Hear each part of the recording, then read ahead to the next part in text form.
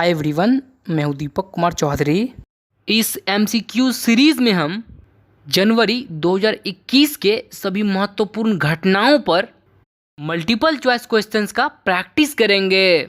साथ ही वीडियो के डिस्क्रिप्शन में आपको इस वीडियो की पीडीएफ फ्रीली अवेलेबल करवाई जाएगी। अब देखिए, समस्या ये है कि करंट अफेयर्स को पढ़ने के लिए तो ढेर सारे रिसोर्सेज हैं, लेकिन प्रैक्टिस के लिए नहीं है। और जिस तरह से एग्जाम्स में करंट अफेयर्स का वेटेज बढ़ता जा रहा है, हम उस तरह करंट अफेयर्स का प्रैक्टिस नहीं करते हैं। अब आप खुद ही देख लीजिए, 66वीं बीपीएससी के प्रारंभिक परीक्षा में 150 प्रश्नों में से 52 प्रश्न मात्र करंट अफेयर्स के थे। इसलिए हमें करंट अफेयर्स की प्रैक्टिस एज अ सब्जेक्ट करना पड़ेगा। तो चलिए शुरू करते हैं। पहला प्रश्न है, गणतंत्र दिवस 2021 के संदर्भ में निम्नलिखित कथनों पर विचार कीजिए। पहला कथन है, संपूर्ण देश में 73वां गणतंत्र दिवस मनाया गया। नहीं, ये कथन गलत है। 2021 में हमने 72वां गणतंत्र दिवस मनाया है। अब देखिए, कई लोगों को ये याद करने में थोड़ा सा परेशानी होती है, इसलिए मैं आपको एक और तरीका बताता हूँ जिसमें आपको थोड़ी सी हिस्टोरिकल बैकग्राउंड और थोड़ा सा गणित लगाना पड़ेगा। आप जानते हैं कि 26 जनवरी 1950 को हमारा संविधान पूर्ण रूपेण लागू हो गया था, और उसी ऐतिहासिक दिन को चिन्हित करने के लिए हम हर वर्ष गणतंत्र दिवस मनाते हैं 26 जनवरी को। तो आपको जिस भी साल का मालूम करना हो कि इस साल कौन सा गणतंत्र दिवस मनाया गया है, तो आप उस साल में से 1950 को घटा दीजिए और एक जोड़ दीजिए। हम एक इसलिए जोड़ रहे हैं क्योंकि 1950 में ही हमने पहला गणतंत्र दिवस मना लिया था, यानी 1950 भी काउंट होगा। तो अब देख लीजिए, 2021 माइनस 1950 तो आपको 71 आएगा, और फिर आप 71 में एक जोड़ेंगे तो आपको 72 आएगा। दूसरा कथन है, भावना कंठ गणतंत्र दिवस परेड में भाग लेने वाली भारत की पहली महिला फाइटर पायलट बनी। तो हाँ, ये कथन सही है। तीसरा कथन है, बांग्लादेश के सशस्त्र बलों ने दूसरी बार गणतंत्र दिवस परेड में भाग लिया। ये कथन गलत है। बांग्लादेश के सशस्त्र बलों ने दूसरी बार नहीं, पहली बार गणतंत्र दिवस परेड में भाग लिया। तो इस तरह हमारा सही आंसर हो जाएगा ऑप्शन बी, यानी कि केवल कथन 2 सही है। दूसरा प्रश्न है, गणतंत्र दिवस के संदर्भ में निम्नलिखित कथनों पर विचार कीजिए। पहला कथन है, बांग्लादेश की सेना ने अपने आज़ादी के 50 साल पूरे होने की याद में भारतीय गणतंत्र दिवस परेड में भाग लिया। तो हाँ, ये सही कथन है। फिर हमारा दूसरा कथन है, बांग्लादेश 1972 में आज़ाद हुआ था, जिसमें बांग्लादेश की नेवी ने ऑपरेशन जैकपॉट चलाया था। ये कथन गलत है। बांग्लादेश 1972 में नहीं, 1971 में ही आज़ाद हुआ था, जिसमें बांग्लादेश की नेवी ने ऑपरेशन जैकपॉट चलाया था।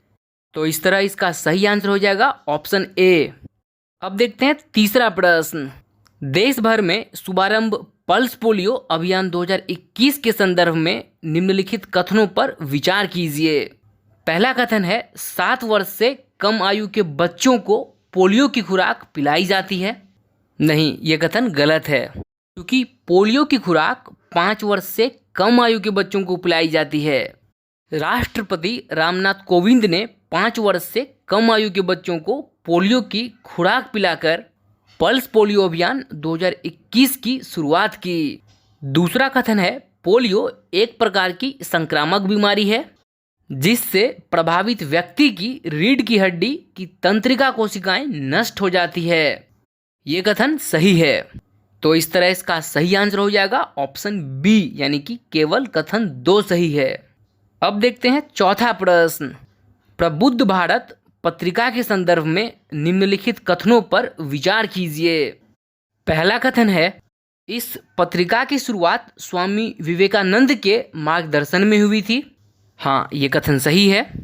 फिर दूसरा कथन है, वर्तमान में इसका प्रकाशन रामकृष्ण मठ की एक शाखा अद्वैत आश्रम से किया जा रहा है। तो हाँ, ये कथन भी सही है। इसलिए इसका सही आंसर हो जाएगा ऑप्शन डी, यानी कि कथन 1 और 2 दोनों सही हैं। क्योंकि 31 जनवरी 2021 को प्रबुद्ध भारत मासिक पत्रिका की 125वीं वर्षगांठ मनाई गई।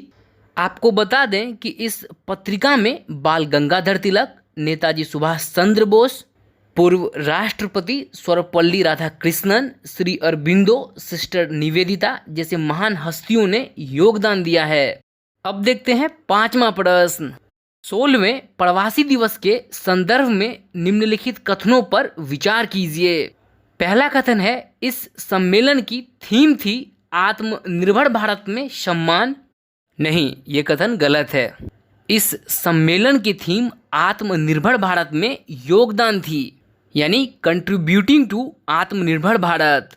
दूसरा कथन है, सूरीनाम के राष्ट्रपति चंद्रिका प्रसाद संतोखी सम्मेलन के मुख्य अतिथि थे। तो हाँ, ये कथन सही है। इस तरह इसका सही आंसर हो जाएगा ऑप्शन बी।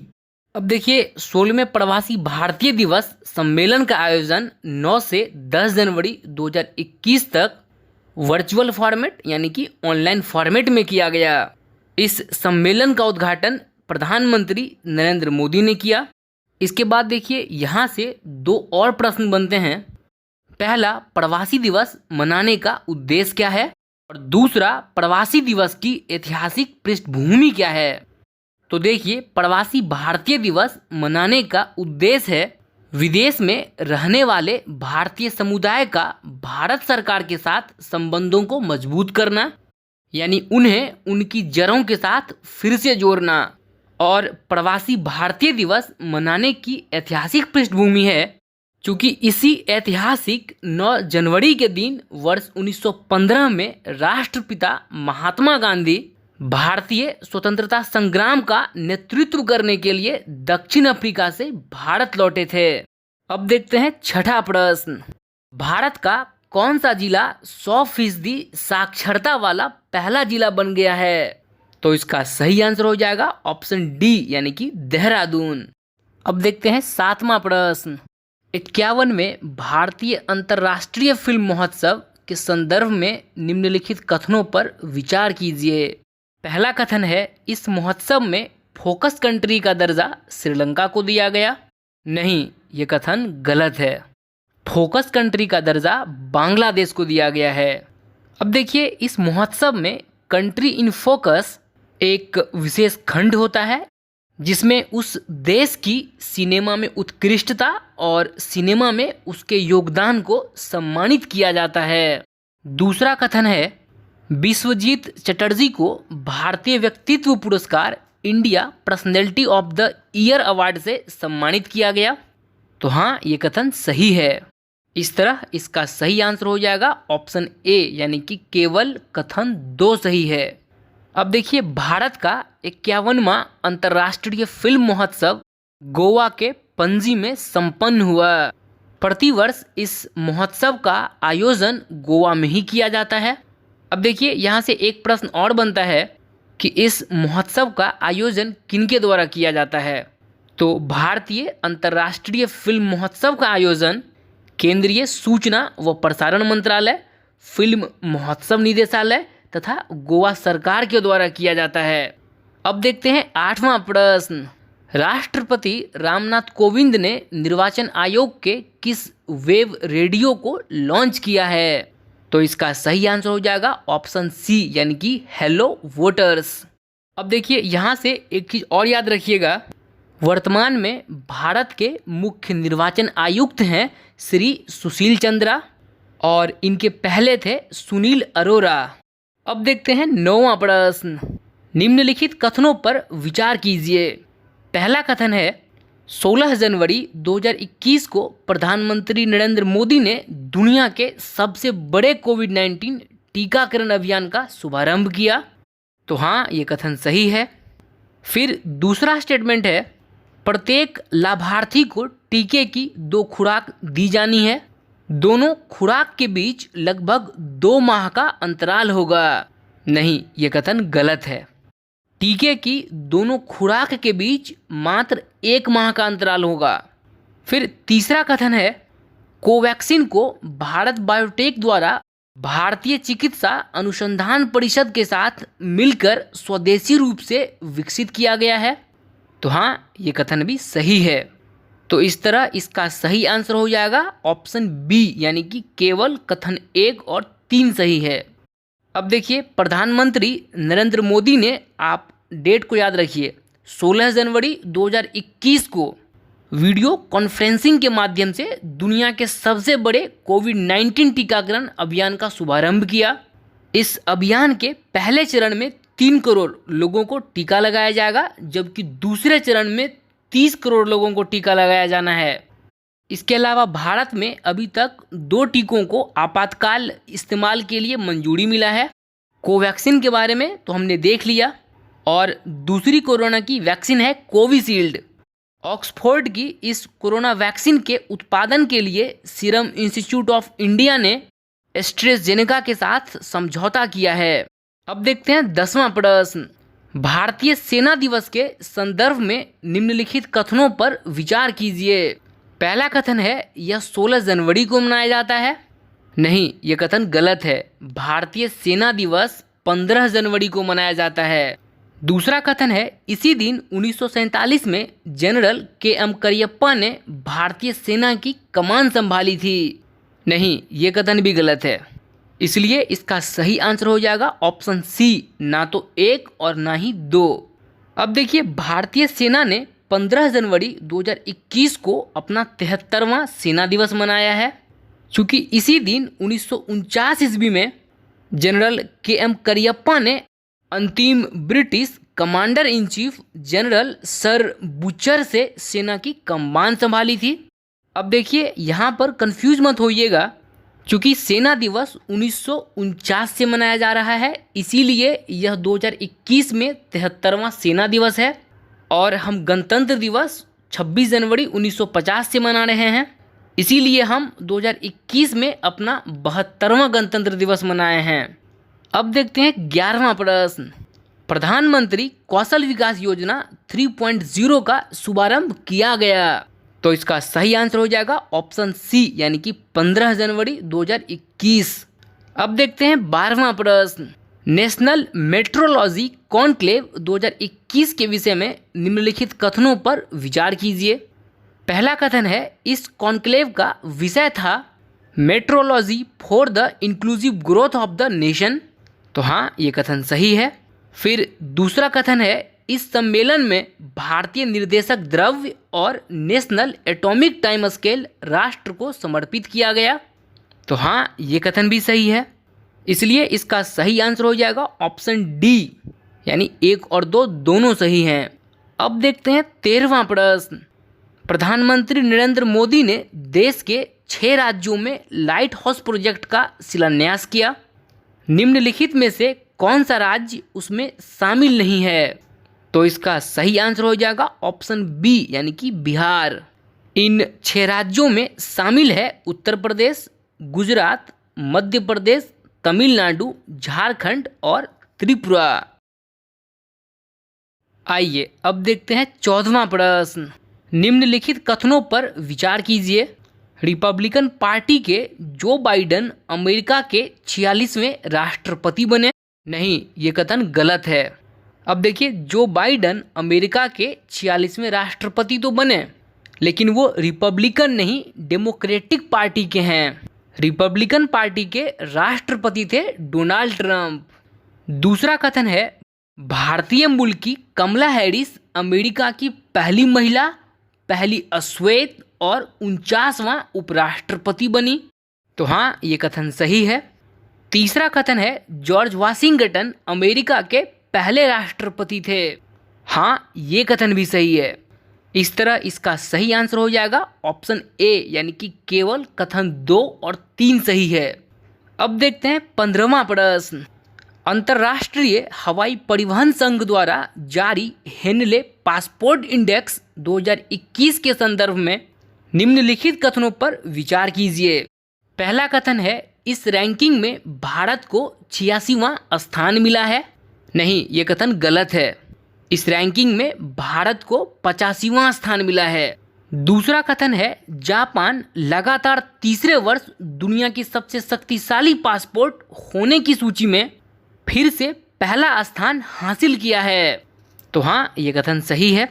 फिर तीसरा कथन है इस रैंकिंग में अफगानिस्तान सबसे निचले स्थान पर है। तो हाँ, ये कथन भी सही है। इसलिए इसका सही आंसर हो जाएगा ऑप्शन सी, यानी कि केवल 2 और 3 सही है। अब देखिए, हेनले पासपोर्ट इंडेक्स 2021 में 110 देशों की रैंकिंग की गई है, जिसमें भारत को 85वां स्थान पर रखा गया है। इस रैंकिंग में जापान पहले स्थान पर लगातार तीसरे वर्ष बरकरार है, यानी जापान का नागरिक 191 देशों में बिना वीजा के यात्रा कर सकता है। वहीं दूसरे स्थान पर सिंगापुर है, वहां का नागरिक 190 देशों में यात्रा कर सकता है बिना पूर्व वीजा के। आइए अब देखते हैं 16वां प्रश्न। पाकिस्तानी सेना ने सफलतापूर्वक स्वदेशी रूप से विकसित guided multi launch rocket system का परीक्षण किया है। तो इसका सही आंसर हो जाएगा ऑप्शन डी, यानी कि फतह 1 का। अब देखते हैं 17वां प्रश्न। अमेरिकी संसद में पारित मलाला यूसुफजई स्कॉलरशिप एक्ट के संदर्भ में निम्नलिखित कथनों पर विचार कीजिए। पहला कथन है USAID यानी United states agency for international development द्वारा वर्ष 2020 और 25 के बीच पाकिस्तानी महिलाओं को उच्च शिक्षा छात्रवृत्ति कार्यक्रम के तहत कम से कम 50% छात्रवृत्ति प्रदान की जाएगी। तो नहीं, ये कथन गलत है। ये छात्रवृत्ति 2020 और 2022 के बीच ही प्रदान की जाएगी। दूसरा कथन है मलाला महिला शिक्षा के लिए अग्रसर एक पाकिस्तानी कार्यकर्ता एवं सबसे कम उम्र की नोबेल पुरस्कार विजेता भी हैं। तो हाँ, ये कथन सही है। इसलिए इसका सही आंसर हो जाएगा ऑप्शन बी। वास्तव में पाकिस्तान में महिला शिक्षा के लिए मलाला यूसुफजई ने तालिबान के खिलाफ लड़ाई लड़ी थी और फिर वर्ष 2014 में इन्हें कैलाश सत्यार्थी के साथ शांति का नोबेल पुरस्कार से सम्मानित किया गया। अब देखते हैं 18वां प्रश्न। निम्नलिखित कथनों पर विचार कीजिए। पहला कथन है जनवरी 2021 में भारत 7वीं बार संयुक्त राष्ट्र सुरक्षा परिषद UNSC का अस्थायी सदस्य बना। नहीं, ये कथन गलत है। भारत 7वीं बार नहीं 8वीं बार बना है। फिर दूसरा कथन है UNSC में भारत का कार्यकाल 3 वर्षों का होगा। नहीं, ये कथन भी गलत है। संयुक्त राष्ट्र सुरक्षा परिषद में भारत का कार्यकाल मात्र 2 वर्षों का होगा। तो इस तरह इसका सही आंसर हो जाएगा ऑप्शन सी, ना तो 1 और ना ही 2। अब देखते हैं 19वां प्रश्न। निम्नलिखित कथनों पर विचार कीजिए। UNDESA रिपोर्ट 2021 के अनुसार विश्व के विभिन्न देशों में रह रहे प्रवासियों में सर्वाधिक संख्या भारतीयों की है। तो हाँ, ये कथन सही है। फिर दूसरा कथन है सर्वाधिक प्रवासी भारतीयों की संख्या क्रमशः संयुक्त अरब अमीरात, अमेरिका एवं सऊदी अरब में है। तो हाँ, ये कथन भी सही है।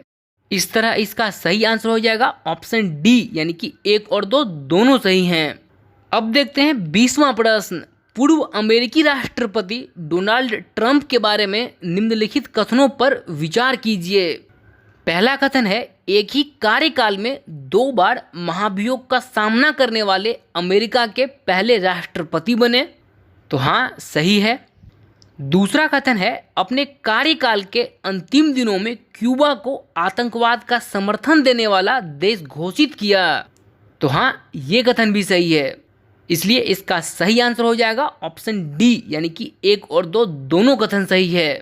अब देखिए, डोनाल्ड ट्रंप पर पहली बार 2019 में अपने राष्ट्रपति पद के दुरुपयोग के आरोप में अविश्वास प्रस्ताव लाया गया था। हालांकि सीनेट में वह उस वक्त पारित नहीं हो सका था, क्योंकि उसमें उस वक्त इन्हीं की पार्टी यानी कि रिपब्लिकन सांसदों की बहुमत अधिक थी।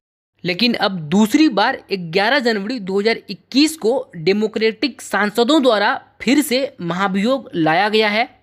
इस बार डोनाल्ड ट्रंप पर कैपिटल हिल यानी कि जो अमेरिकी संसद भवन है उस पर उपद्रव और तोड़फोड़ के लिए अपने समर्थकों को उकसाने का आरोप है और यह घटना घटी थी 6 जनवरी 2021 को। अब देखिए, अगर सीनेट में महाभियोग प्रस्ताव पारित हो जाता है तो डोनाल्ड ट्रंप एक तो 2024 का राष्ट्रपति चुनाव नहीं लड़ सकेंगे और दूसरा अन्य अनेक मिलने वाली सुविधाओं से वंचित हो जाएंगे। अब देखते हैं 21वां प्रश्न। ट्रांसपेरेंसी इंटरनेशनल द्वारा जारी करप्शन परसेप्शन इंडेक्स 2021 के संदर्भ में निम्नलिखित कथनों पर विचार कीजिए।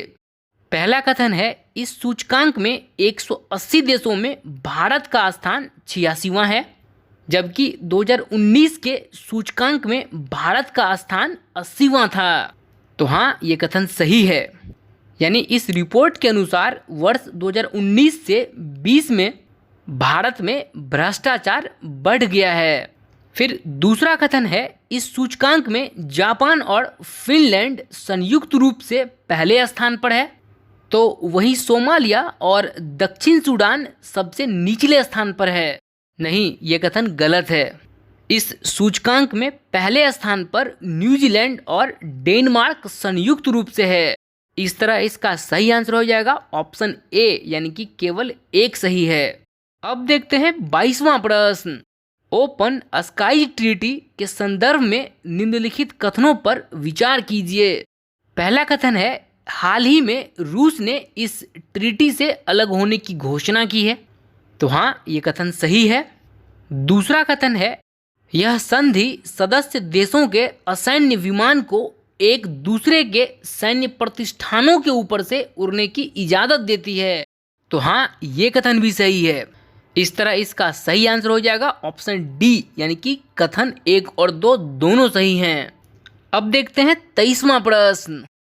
खाड़ी सहयोग परिषद GCC यानी कि गल्फ कॉपरेशन काउंसिल के संदर्भ में निम्नलिखित कथनों पर विचार कीजिए। पहला कथन है, खाड़ी सहयोग परिषद का 41वां शिखर सम्मेलन कतर में संपन्न हुआ। नहीं, यह कथन गलत है। खाड़ी सहयोग परिषद का 41वां शिखर सम्मेलन कतर में नहीं, सऊदी अरब के अल उला शहर में संपन्न हुआ है। दूसरा कथन है, इस सम्मेलन में GCC के सदस्यों ने कतर पर लागू सभी प्रतिबंध हटा लिए हैं। तो हाँ, ये कथन सही है। अब देखिए, कतर पर यह आरोप लगाया गया था कि वह ईरान के साथ अपने संबंधों को मजबूत कर रहा है और कतर कट्टरपंथी इस्लामी समूहों का समर्थन करता है।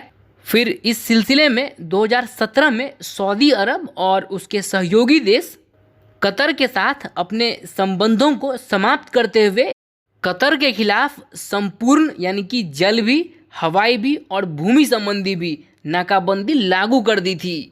लेकिन हाल ही में हुए 41वें खाड़ी सहयोग परिषद के शिखर सम्मेलन में कतर पर लागू सभी प्रतिबंधों को हटा लिया गया है। इसके अलावा अगर हम खाड़ी सहयोग परिषद यानी कि GCC के सदस्य देशों की बात करें तो इनमें शामिल है Bahrain, Kuwait, Oman, Qatar, Saudi Arab और संयुक्त अरब अमीरात। आइए अब देखते हैं 24वां प्रश्न। आर्थिक सर्वेक्षण 2020-21 के संदर्भ में निम्नलिखित कथनों पर विचार कीजिए। पहला कथन है, यह आर्थिक सर्वेक्षण कोरोना वॉरियर्स को समर्पित रहा। तो हाँ, ये कथन सही है। दूसरा कथन है, इसमें वी शेप्ड रिकवरी की अनुमान की गई है। तो हाँ, ये कथन भी सही है। तीसरा कथन है, इसमें भारत ने 3 पिलर स्ट्रेटजी अपनाने की बात कही है। नहीं, ये कथन गलत है। इसमें भारत ने 3 पिलर स्ट्रेटजी नहीं बल्कि 4 पिलर स्ट्रेटजी अपनाने की बात कही है और इन 4 पिलर स्ट्रेटजी में शामिल है, पहला कंटेनमेंट, दूसरा फिस्कल, तीसरा फाइनेंशियल और चौथा है लॉन्ग टर्म स्ट्रक्चरल रिफॉर्म। इस तरह इसका सही आंसर हो जाएगा ऑप्शन बी, यानी कि केवल कथन 1 और 2 सही हैं। अब देखते हैं 25वां प्रश्न। राष्ट्रीय सांख्यिकी कार्यालय NSO द्वारा भारत की GDP का वित्तीय वर्ष 2020-21 में कितने प्रतिशत कमी का अनुमान है? तो इसका सही आंसर है ऑप्शन डी यानी कि 7.7%। अब देखते हैं 26वां प्रश्न। आर्थिक समीक्षा 2020-21 में वित्तीय वर्ष 2021-22 के लिए वास्तविक जीडीपी दर कितनी अनुमानित है? तो इसका सही आंसर है ऑप्शन बी यानी कि 11%। अब देखते हैं 27वां प्रश्न। आर्थिक समीक्षा 2020-21 में भारत की राजकोषीय नीति के संदर्भ में एक निर्भय मन ए माइंड विदाउट फियर धारणा का जिक्र किया गया है। इस धारणा का संबंध किससे है? तो इसका सही आंसर हो जाएगा ऑप्शन सी यानी कि रविंद्रनाथ टैगोर। अब देखते हैं 28वां प्रश्न। नीति आयोग द्वारा जारी इंडिया इनोवेशन इंडेक्स 2021 में पहले स्थान पर कौन सा राज्य है? तो इसका सही आंसर है ऑप्शन ए कर्नाटक और अंतिम स्थान पर है बिहार। अब देखते हैं 29वां प्रश्न। केंद्र सरकार ने संसद और आम जनता तक बजट दस्तावेज उपलब्ध कराने के लिए निम्नलिखित में से कौन सा ऐप लॉन्च किया है? तो इसका सही आंसर है ऑप्शन सी यानी कि यूनियन बजट। अब देखते हैं 31वां प्रश्न। इनमें से किस संस्था ने डिजिटल पेमेंट इंडेक्स लॉन्च किया है? तो इसका सही आंसर हो जाएगा ऑप्शन सी यानी कि आरबीआई। अब देखते हैं 32वां प्रश्न। किस बैंक ने भारतीय सेना के साथ सेना कर्मियों को बैंक सेवाएं प्रदान करने के लिए समझौता ज्ञापन पर हस्ताक्षर किया है?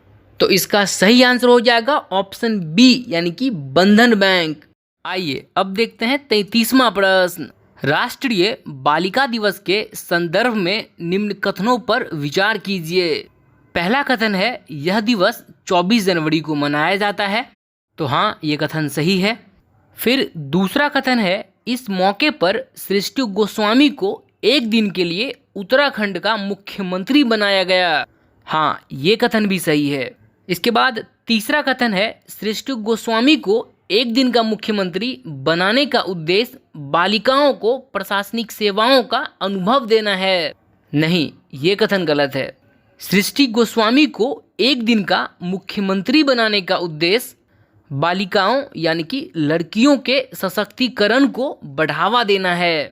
तो इस तरह इसका सही आंसर हो जाएगा ऑप्शन बी यानी कि केवल कथन 1 और 2 सही हैं। अब देखते हैं 34वां प्रश्न। रेलवे बोर्ड के नए चेयरमैन एवं सीईओ के पद पर किसे नियुक्त किया गया है? तो इसका सही आंसर हो जाएगा ऑप्शन डी यानी कि सुनीत शर्मा। अब देखते हैं 35वां प्रश्न। स्टील अथॉरिटी ऑफ इंडिया के संदर्भ में निम्न कथनों पर विचार कीजिए। पहला कथन है इसका मुख्यालय जमशेदपुर में है।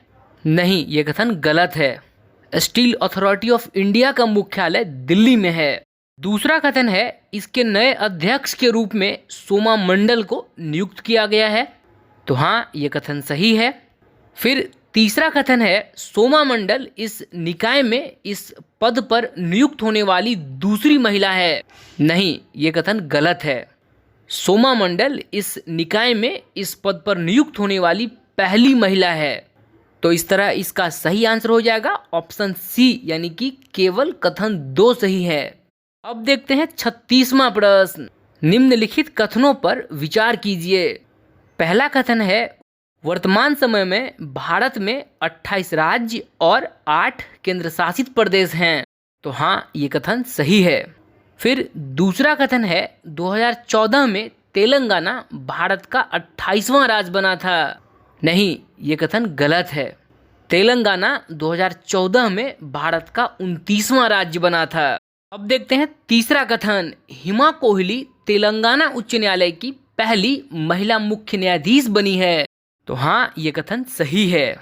इस तरह इसका सही आंसर हो जाएगा ऑप्शन ए यानी कि केवल कथन 1 और 3 सही है। अब देखते हैं 37वां प्रश्न। जनवरी में उस्ताद गुलाम मुस्तफ़ा खां का निधन हो गया। वे थे एक प्रसिद्ध। तो इसका सही आंसर हो जाएगा ऑप्शन सी यानी कि शास्त्रीय गायक एवं संगीतकार। भारत सरकार द्वारा इन्हें पद्मश्री, पद्म भूषण और पद्म विभूषण पुरस्कारों से सम्मानित किया गया था। अब देखते हैं 38वां प्रश्न। हाल ही में आयोजित चौथी वन प्लैनेट समिट के संदर्भ में निम्नलिखित कथनों पर विचार कीजिए। पहला कथन है, इस सम्मेलन का आयोजन 11 जनवरी 2021 को रूस ने किया। नहीं, ये कथन गलत है। चौथी वन प्लैनेट समिट का आयोजन फ्रांस ने किया था। दूसरा कथन है, इस वर्ष इस सम्मेलन की थीम थी let's act together for water. नहीं, ये कथन भी गलत है। इस वर्ष इस सम्मेलन की थीम थी let's act together for nature. इस सम्मेलन के माध्यम से पृथ्वी की जैव विविधता यानी बायोडायवर्सिटी संरक्षण पर ध्यान केंद्रित किया गया। अब देखते हैं 39वां प्रश्न। जनवरी में आयोजित 2 दिवसीय प्रारंभ स्टार्टअप इंडिया इंटरनेशनल समिट का उद्घाटन किसने किया? तो इसका सही आंसर हो जाएगा ऑप्शन बी यानी कि पीयूष गोयल। अब देखते हैं 40वां प्रश्न। जनवरी महीने में किस केंद्र शासित प्रदेश की भाषा, संस्कृति एवं भूमि के संरक्षण के लिए एक समिति बनाने का फैसला किया गया है? तो इसका सही आंसर हो जाएगा ऑप्शन बी यानी कि लद्दाख। अब देखते हैं 41वां प्रश्न। हाल ही में आयोजित एमफेक्स 21 अभ्यास के संदर्भ में निम्नलिखित कथनों पर विचार कीजिए। पहला कथन है, इसमें इंडियन एयरफोर्स और इंडियन नेवी ने संयुक्त रूप से भाग लिया। नहीं, ये कथन गलत है। एमफेक्स 21 अभ्यास में भारत के तीनों सशस्त्र बल इंडियन आर्मी, इंडियन नेवी और इंडियन एयरफोर्स ने भाग लिया। दूसरा कथन है, यह अभ्यास अंडमान एवं निकोबार द्वीप समूह पर संपन्न हुआ। तो हाँ, ये कथन सही है। इस तरह इसका सही आंसर हो जाएगा ऑप्शन बी यानी कि केवल कथन 2 सही है। अब देखिए, एमफेक्स 21 अभ्यास आयोजित करने का मुख्य उद्देश्य था भारत के तीनों सशस्त्र बलों के बीच आपसी तालमेल एवं युद्धक क्षमता को बढ़ावा देना। अब देखते हैं 42वां प्रश्न। हाल ही में आयोजित वायु सैनिक अभ्यास डेजर्ट नाइट 21 के संदर्भ में निम्नलिखित कथनों पर विचार कीजिए। पहला कथन है, यह भारतीय और फ्रांसीसी वायुसेना के बीच आयोजित हुआ। तो हाँ, ये कथन सही है। दूसरा कथन है, इस युद्धाभ्यास में भारत और फ्रांस के रफाल लड़ाकू विमान भी शामिल हुए थे। तो हाँ, ये कथन भी सही है।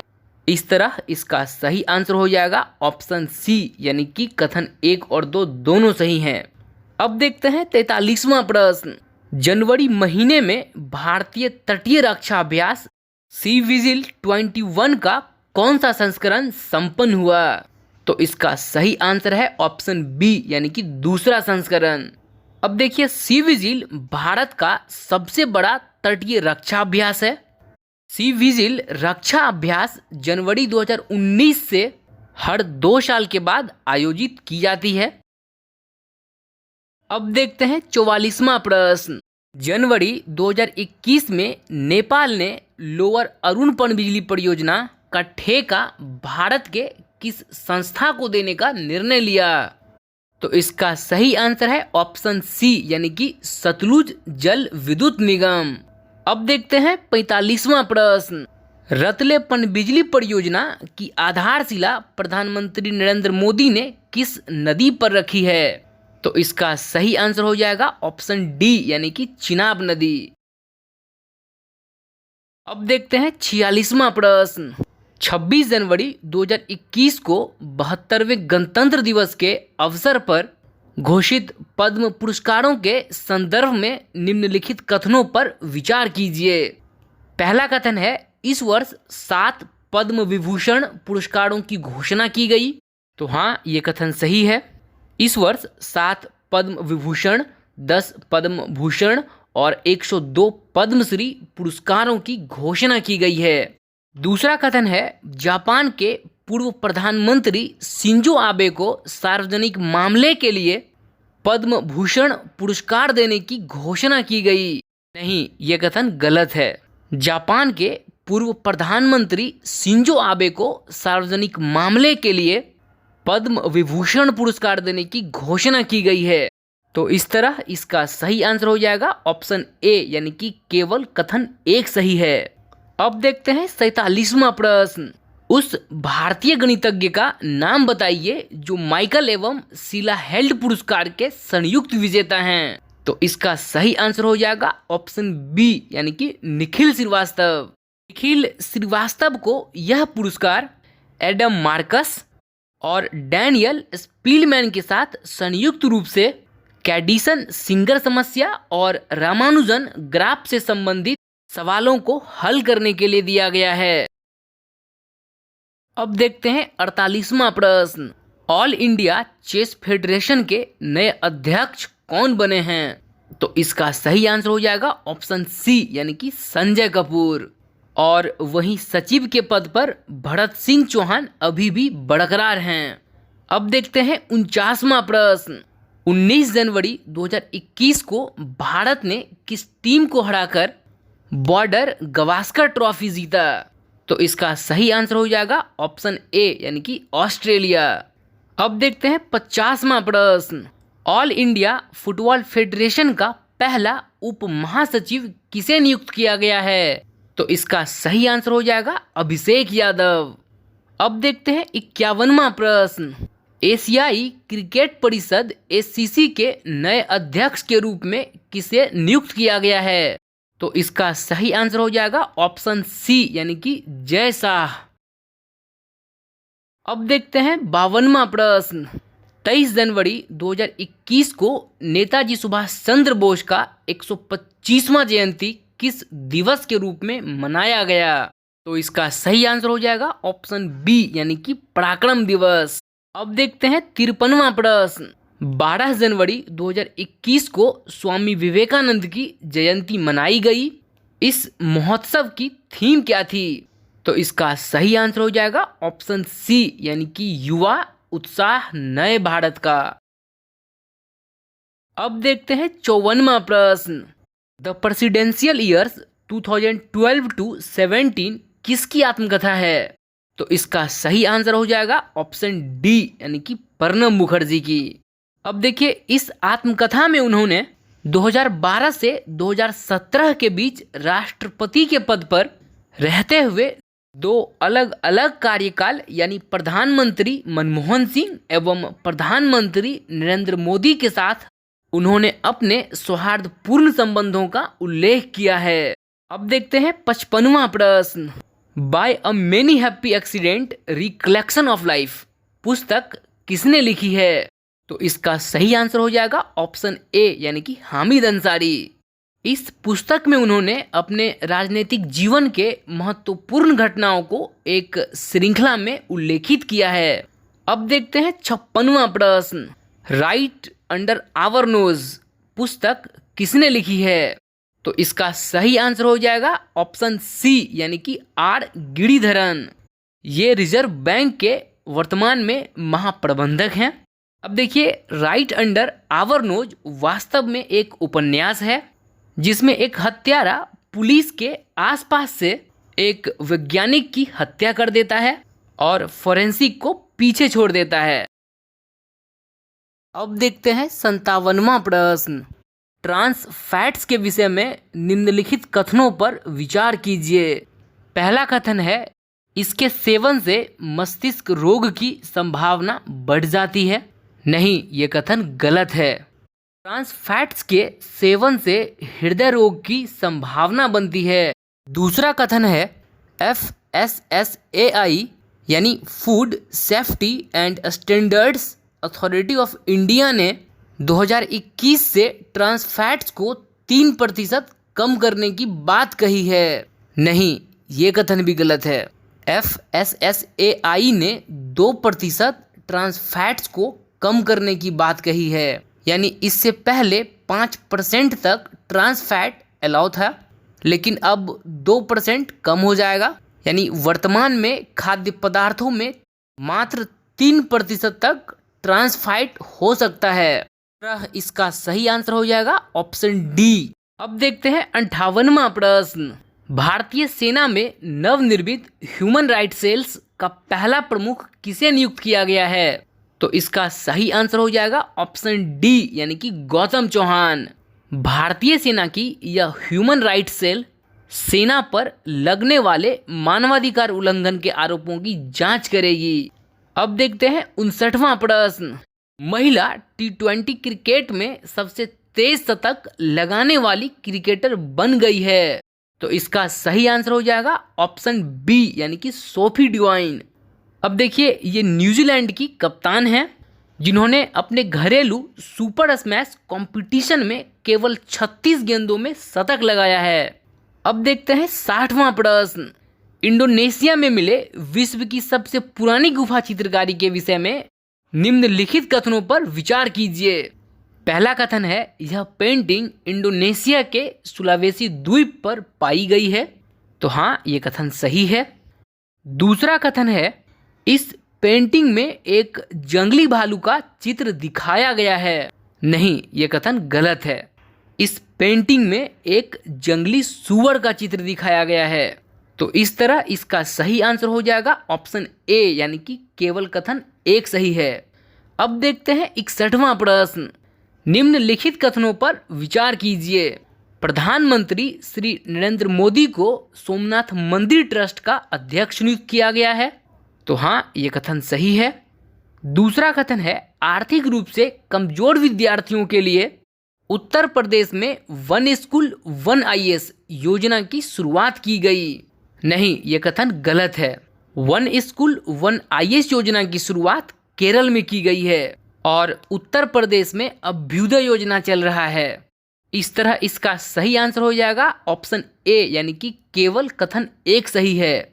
अब देखते हैं 62वां प्रश्न। भारत का सबसे बड़ा हॉकी स्टेडियम किस राज्य में बनेगा? तो इसका सही आंसर है ऑप्शन डी यानी कि ओडिशा। यह विश्व स्तरीय स्टेडियम ओडिशा के राउरकेला में बनेगा। अब देखते हैं 63वां प्रश्न। भारतीय रेलवे की सबसे लंबी मालगाड़ी का क्या नाम था?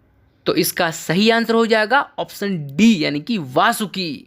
इस रेलगाड़ी की लंबाई 3.5 किलोमीटर थी। अब देखते हैं इस वीडियो का आखिरी और 64वां प्रश्न।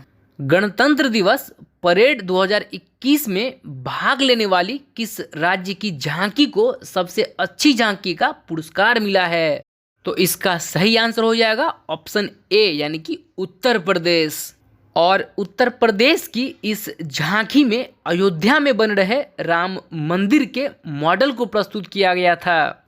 और फिर दूसरे स्थान पर रहा त्रिपुरा और तीसरे स्थान पर उत्तराखंड। तो ये थे जनवरी के सभी मोस्ट इम्पोर्टेंट करंट अफेयर्स जिसको हमने 64 MCQs के माध्यम से देखा है। और मुझे उम्मीद है कि इन MCQs के माध्यम से जनवरी के करंट अफेयर्स की आपकी अंडरस्टैंडिंग और भी बेहतर हुई होगी।